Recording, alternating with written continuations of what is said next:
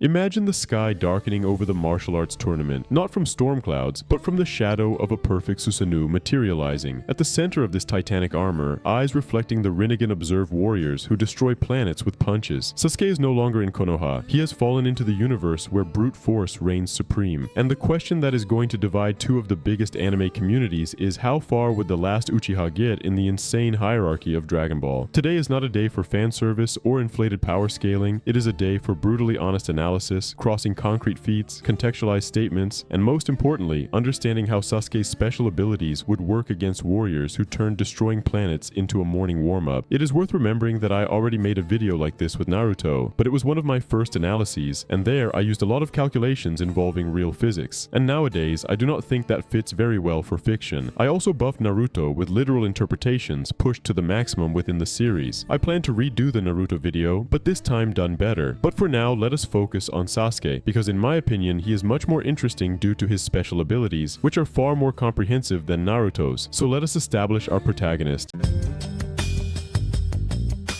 Sasuke at his absolute peak. We are talking about adult Sasuke post-Fourth War with a matured Rinnegan, perfect Susanoo, complete mastery of nature transformations, and his entire ninja arsenal at its peak. The same one who fought side by side with Naruto against Kaguya, a dimensional threat. The ninja who can literally swap positions with objects in space-time, trap minds in infinite loops of torture, and cut mountain-sized meteors like slicing bread. But before throwing him against the Saiyans and gods, we need to be honest about his real limits, and also about his incredible abilities that fans do not even realize. Because in my opinion, Sasuke is very underestimated and few people know it. But the first video that blew up on this channel's history, which is even set to private today, was a video comparing Sasuke and Naruto. Yes, that video must be about 8 years old, maybe 9, and I can redo it. Comment below if you would like that. And now, let us get to Sasuke's power analysis, which is definitely going to surprise you.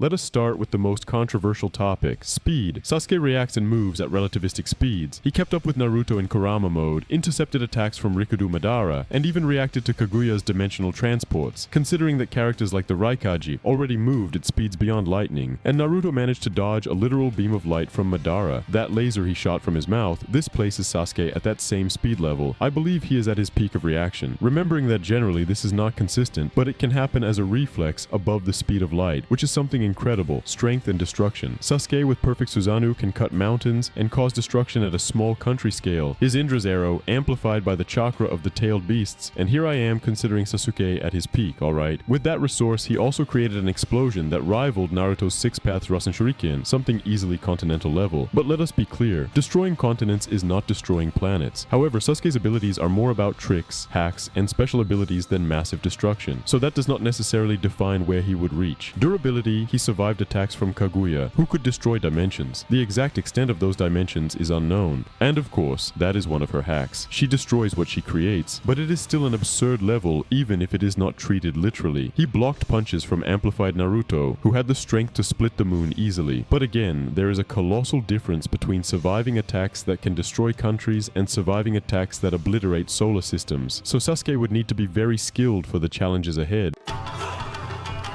Well, as I said, Sasuke is not about brute force. He is about incredibly versatile assassination ability. The Amenotejikara performs an instant position swap with any object in his visual field, and in my opinion, one of Sasuke's most broken abilities. Imagine swapping places with a rock behind the opponent at the exact moment of their attack. For me, this is even more broken than the Flying Thunder God. The Rinnegan gives energy absorption, gravitational control with Chibaku Tensei, summons, vision of other dimensions, and spatial portals. Sasuke does not use several abilities that Nagato uses, but his Tomoe Rinnegan is even more overpowered. Supreme Genjutsu. The eternal Mangekyo Sharingan can trap consciousnesses and illusions indistinguishable from reality. The big problem is that it works by manipulating the chakra in the target's brain. Many people say that a character having ki and not chakra is not a valid argument, but as we have seen in Naruto at various moments, including in Lee's fight against Gaara, sometimes the chakra map and points are also shown, and when Neji attacks in Naruto vs Neji, it becomes clear that Dragon Ball and Naruto have differences because chakra and ki are not really really the same thing. Many people will say, oh, but it is just the energy that gives the powers. That does not make sense because ki is a spiritual energy. Chakra is more like a physical energy. That chakra network is totally different. Sure, if you were to think about placing a Dragon Ball human in Naruto, they would have that system, but Saiyans are not even human. They are aliens. They use power in a different way and have completely different physiology. So for a genjutsu to work, it would need to be the type that works on almost anything, like for example the infinite Tsukuyomi. But not every genjutsu, in fact most of them, have that ability to work on almost anything. Furthermore, if we assume ki and chakra are the same thing, Goku or other characters could break out of illusions by changing the flow and intensity of ki. Goku, for example, did this type of training with Master Korin to dominate it mentally. The eternal Mangekyo Sharingan can trap consciousnesses at levels of illusions indistinguishable from reality, but it is questionable whether Dragon Ball characters, who need absurd mental control to properly use Ki, could not use their life energy, whatever it may be, to free themselves from these illusions. We have seen this at various moments, like when Krillin faces old villains in the Dragon Ball Super anime inside his mind. At the beginning of the Dragon Ball Super manga, Goku also faces old villains in a kind of illusion in his mind. So regarding mental abilities, it is not that they can use genjutsu, but within their own minds and bodies, they can fight inside the genjutsu. It was said that Babidi was the most powerful wizard in the universe, so his magical power had no equal, and Vegeta was mentally controlled by that energy. However, just with his ki control, he managed to break Babidi's prison and regain movement. So it is debatable whether Sasuke would win or whether the Dragon Ball characters would win, and I will define this better later on. Amaterasu, inextinguishable black flames that burn for 7 days and nights, consuming anything in the visual field. Another very dangerous ability of Sasuke's.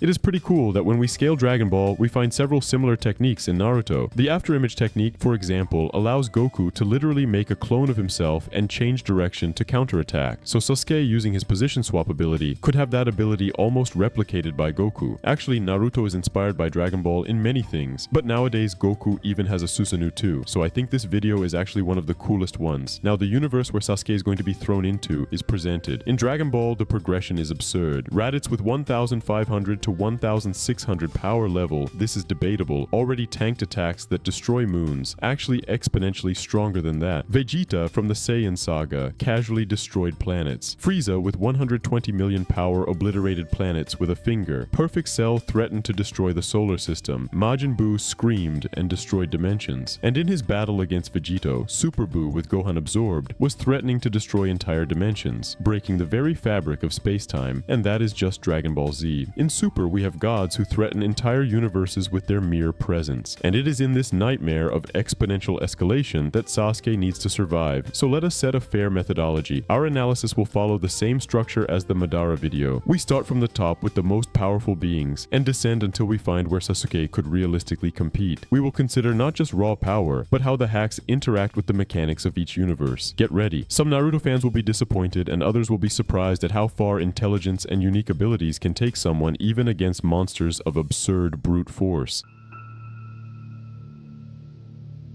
Starting from the absolute top, what for Naruto would be the Sage of Six Paths, or Kaguya, in Dragon Ball would be Zeno. But here, there would be no discussion of strategy or hacks that would work, because Zeno thinks and realities cease to exist. It does not matter if Sasuke can see other dimensions, swap positions, or cast a genjutsu. You cannot fool something that transcends the very concept of existence. In Dragon Ball, the warriors themselves do not even dream of touching that level. Sasuke's Rinnegan, which can see chakra even in other dimensions, could not process what Zeno is. Angels like Whis also operate on another paradigm. Autonomous movement in Ultra Instinct, even in base form, means they can act before any thought. They are not predictable, perhaps not even for the Sharingan, because the body does not indicate what it is going to do. It just moves on its own. So what might happen with Sasuke facing this type of character is what happened with Granolah, who also has a special eye partially inspired by the Sharingan in the Dragon Ball manga, who stopped being able to detect Goku's movement and even his internal points after activating Ultra Instinct. Of course, the angels are far beyond Goku, so it would be complicated. Sasuke could activate Amenotejikara, and Whis would have already moved to where Sasuke was going to appear before he even completed the technique, also due to a speed difference. It would be like playing chess against someone who sees infinite moves ahead. So no matter how brilliant your strategy is, I will not start the discussion here, but where does the discussion begin? Let us now analyze the shelf below. Gods of Destruction. With Beerus and other Hakaishin, we get the first glimpse of discussion, but it still ends up being one-sided. The Hakai disintegrates at an existential level. It is almost like a truth-seeking ball. The difference is that the truth-seeking ball ball needs to hit, while with the Hakai, Beerus just aims, and the target starts vanishing. It is literally being erased from reality. Would Sasuke try the Amaterasu? Well, the black flames would not even be able to touch someone wrapped in divine ki of that magnitude, and even if they could, they are far too weak to cause damage at that level of resistance. And a genjutsu? Even assuming it worked without a chakra network, the mind of a god of destruction, trained for millions and millions of years, would break the illusion instantly with a burst of ki. We saw the massive difference between Beerus's mind and Vegeta's mind, for example. The only theoretical chance would be if Sasuke managed to use Amenotejikara to redirect a Hakai against Beerus himself, but that would assume Beerus would be careless enough to allow it, and he would not be in a serious fight. The speed difference at this level, even with Sasuke at light speed reaction, Beerus operates so far above that, it would simply be a speed blitz. Before Sasuke could even think, make his first neural synapse, Beerus would have already destroyed him. Gas himself traveled at 2.5 quadrillion times the speed of light in the Dragon Ball Super manga, and the difference from Gas to Beerus is enormous. So here we are talking about something beyond comparison. But what about going down to Jiren and Ultra Instinct Goku? Here we have mortals at the level of gods of destruction, not necessarily Beerus. Jiren transcends time with pure force. Hit managed to stop time, and Jiren simply moved through frozen time. Because in Dragon Ball, when someone is much stronger than you, your attacks simply, regardless of what they are, do not work on that person. It is extremely overpowered, but it is a simpler combat mechanic than Naruto's mechanic, which in turn is simpler than Hunter x Hunter's. And that is how we develop power systems. By the way, do you guys like Hunter x Hunter? I would love to make a video talking about Hunter x Hunter characters, but nobody has ever asked. Surprisingly enough, it seems like the anime has been forgotten, and it is simply one of my favorites. Comment below if you like it. How would Sasuke, who depends on precise timing for his techniques, deal with someone who ignores causality itself? Goku with mastered Ultra Instinct is even more problematic. His body moves perfectly without brain commands on its own. Every Amenotejikara would be automatically countered. Every genjutsu attempt would find a mind that has already transcended conscious thought. But the perfect Susanoo? Well, Jiren walked through a final combined attack from Goku, Vegeta, and Android 17 with enough energy to probably threaten universes. Sasuke's Indra arrow would be a toothpick against that wall of power. So here we also have no level of comparison. But what if we go down to Golden Frieza and Cell Max? Here we start to see where Sasuke could try something, but he would still be massacred. Golden Frieza has enough power to rival Blue, which has absurd speed, and Frieza still has the sadism to torture instead of killing quickly. Frieza also has extreme mental resistance. He survived being cut in half and floating in space for months while maintaining his sanity, on top of having been in Hell itself. In Hell, he ran several simulated fights against Goku, and refined his power to the point of becoming as strong as Goku Blue post-Black Saga, purely through mental training alone. Tell me that is not absurd mental control, both intellectually and in terms of ki. Against Amaterasu, he also would not have any trouble. Frieza survived the explosion of Planet Namek itself, and the Hakai from Toppo, plus the Hakai from Sidra, God of Universe 9, so those black flames would only be good for keeping warm on a cold day. Cell Max is also pure force with no strategy, almost like a tailed beast. But despite that theoretically favoring Sasuke, when your opponent can destroy galaxies with punches, strategy has its limits. But could he control Cell Max the same way he controlled Kurama? In that case, I actually think it is possible, because Cell Max does not even have consciousness, he just attacks everything in sight. And if mental defense considers the fact that the power difference is so grotesque that the hack would not work, something that in Dragon Ball tends to be very plausible, then he would not be able to. Otherwise, it would be really cool to see Sasuke controlling Cell Max like he controlled a tailed beast. Imagine if he could steal the ki, even though it is not the same thing as chakra, from Cell Max, how strong he could become. Well, let us go down a bit to make things more fair. Majin Buu presents some unique problems. Instant regeneration would make Amaterasu useless, because he can simply throw the burning part away. Genjutsu on a creature of pure magical chaos would be unlikely. Not even Babidi himself could control Majin Buu. Besides the fact that Majin Buu practically has no brain, without a conventional mind to trap, that manipulation would be difficult, and the absorption of Buu versus the absorption of the Rinnegan would be something interesting. But Buu showed the power to absorb beings much more powerful than Sasuke, and the worst part, Buu tears through dimensions. The very space where Sasuke would try to move would be destroyed because Buu would scream and enter there or rip through it with brute power. Plus, at this scale, Sasuke would already be speed blitzed. Many people think that Dragon Ball Super Speed is light speed, but Dragon Ball Z is not. But that is not true. Raditz himself dodged Piccolo's special beam cannon, which was exponentially stronger than the attack that destroyed the moon in less than 5 seconds. He was already dodging attacks at the speed of light, just like Naruto dodged Madara's attack, so Majin Buu could also speed blitz Sasuke. But at the upper levels, being brutally honest, Sasuke does not get past any main antagonist of Dragon Ball Super, and would have extreme difficulties even against Dragon Ball Z villains. But that does not mean he is weak, it means Dragon Ball operates on a completely different power scale. It is like comparing an elite sniper with a nuclear bomb. The sniper is extremely lethal in his context, but against mass destruction, there are limits to what precision and technique can do. The real question is, going down the power scale, where Sasuke would finally find opponents that his hacks could overcome, what would happen? So let us get to the mid-level and hacks analysis. Androids in Perfect Cell. We arrive at more interesting territory. Android 17 and 18 from the original arc, not from Super, present a curious matchup. They have infinite energy, but are not invulnerable to hacks. Genjutsu is uncertain. They have partial organic brains, but no chakra. Plus, their infinite energy is because they are androids, so it is another type of energy too. However, Sasuke could use Chibaku Tensei to try to seal them, like Pain did with Naruto. The problem is they are strong enough to break any seal Sasuke could create. Amaterasu also would not work because the speed is much higher, and even Imperfect Cell operates above that. In the case of Namek Frieza, there is also speed many times faster than light, enough to speed blitz Sasuke, so Super Saiyan Goku would also be out of the question, which would be very debated because people say, oh, in the Naruto video you let Naruto go further. And yes, in that video the objective was precisely to push the character, but I find it more interesting reading the comments and seeing when people want me to make these videos, to try to be as realistic as possible, and I am using a conservative interpretation. Many people who are not familiar with Dragon Ball and Naruto power scaling, something I have always consumed for a long time, end up thinking that because the characters on screen appear to move at similar speeds, they are similar, but that is just a visual representation. It is like saying game characters are slow just because you are playing them slowly, but we need to look at the lore and the dialogue, not the gameplay or the animation. Do you understand? There are even people who argue that Kid Goku from classic Dragon Ball is stronger than the entire Naruto franchise, and with good arguments, but I will not exaggerate to that point. Let us get to a level where I think the battle would be more interesting. The Ginyu Force. We arrive at an interesting scenario. Each member of the Ginyu Force has a gap for Sasuke to exploit. Guldo can stop time, but Sasuke with Rinnegan can see through temporal distortions. Amenotejikara during the time freeze could catch Guldo completely off guard. Rikum is pure muscle with no brain, and a basic genjutsu could leave him fighting against nothing while Sasuke seals him because he probably could not deal actual damage to Rikum, unfortunately. But this character has much less mental defense G's too, so in this case I believe it would actually be possible to manipulate them. Berta is the fastest in the universe and is capable of speed blitzing Sasuke, but since Sasuke can teleport and these characters are kind of dumb because remember, they did not even know Goku was much stronger and could hide his Kai. They had a lot of brute force, but the Earth Warriors, even Krillin and Yamcha, were much more skilled than these characters. They were just very strong, but they did not have great abilities. Great abilities belonged to the Earth Warriors, Goku, Master Roshi. Vegeta himself did not have that much skill in the Saiyan saga, but of course infinitely more than these characters. Jeice would be another case of force without substance, and I believe yes, they could be manipulated. Now Captain Ginyu would be the most dangerous. If he swapped bodies, it would not be useful for him, but it would be a fascinating duel. Of course, Captain Ginyu is extremely fast and destructive, much more than Sasuke, but if he let his guard down, which is part of his personality, Sasuke could indeed manipulate him. But in a straight-up brawl, I believe these characters have much more resistance. For example, resistance to planetary destruction consistently, and also the potential to destroy medium to large planets, so their bodies are much more resistant. A punch from Sasuke would not do anything, but since they are not intelligent and skilled with ki, totally the opposite of other characters I have already analyzed, even Kid Goku for example is much smarter and more skilled with ki, and could probably deal with genjutsu. These characters are dumb. They are strong because they are from strong races and had many fights, but they do not know how to properly use ki, so they could be vulnerable. Nappa would be the ideal matchup for Sasuke. He is strong enough to destroy planets, for example, but dumb enough to fall for every trick Sasuke has. A genjutsu would make him attack Vegeta himself. So, with intelligence, if Nappa left an opening, Sasuke would also have a window of victory. Saiyan Saga Vegeta would already be more complicated. His power of 18,000 could already destroy large planets, but he is still arrogant and could underestimate an insect like Sasuke, which could be a fatal mistake. Sasuke could use Vegeta's arrogance, letting himself be captured just to activate a genjutsu through eye contact. Vegeta at that time was so confident in his power that he could leave openings, and he had not done all the training he would later do to control ki, because that was something he learned from the Earth Warriors. At that time, Vegeta relied much more on Zenkai, for example, even injuring himself to gain more power rather than on ki control, so that Vegeta I do not think could handle Sasuke's genjutsu, for example, but I think he could speed blitz Sasuke. However, personality-wise, Vegeta could indeed be manipulated by Sasuke, even falling into a Tsukuyomi, where he would see all his traumas, where he would be there for 3 days being tortured by Frieza, and then it would be a matter of Sasuke immobilizing him by the tail and actually having a window of victory. Now Raditz would be the perfect opponent for Sasuke, because here I believe he would no longer be speed blitzed. Sasuke could demonstrate total superiority because he would be faster, more versatile, and infinitely smarter. Of course Raditz could break the Susanoo with a punch just like Tsunade did, but Sasuke has many more resources and his Susanoo is much better than Madara's Susanoo from that era. So in my opinion, Sasuke would have more advantage, much more advantage than Naruto for example in the Dragon Ball universe, universe because of his special abilities. Up to Namek, except for Goku, the Earth Warriors like Master Roshi, who have mental training, mental preparation, can do simulated combat, meditate, are prepared to fight against illusions. It is debatable if they could, but I believe that yes, they might not fall easily into Sasuke's genjutsu, also because they operate at higher scales. I do not think Master Roshi could beat Sasuke, but he could beat Jiraiya. However, stronger warriors like those from the Ginyu Force could be defeated by Sasuke's trump cards. So honestly, Sasuke could comfortably beat Raditz, probably Nappa, probably Vegeta if he left an opening, probably Dodoria, probably Zarbon, probably because they do not have mental key control. And I know many people will complain about speed, so let me clarify here. Yes, Sasuke is relativistic and possibly faster than light. However, in the Frieza saga, that speed had already been surpassed, and by a lot. Piccolo destroyed the moon in less than 4 seconds. That was with a power of 400. After training, Piccolo was infinitely stronger, and the special beam cannon also infinitely stronger than that attack, and Raditz managed to dodge it, barely getting grazed. But in Dragon Ball, a power of 1000 is not just more than double, it is exponentially more. There is no comparison. So think about Goku at 8000, Frieza at 120 million, Super Saiyan Goku at 150 million. That can easily speed Blitz, meaning attack before Sasuke can even think. But even so, in my opinion, Sasuke is like a grandmaster chess player, and through his intelligence and abilities, he could challenge characters like the Ginyu Force, maybe manipulate Cell Max, not with brute force, but he would have various types of windows, and his ability would be a hack as useful as, for example, Hit's time skip.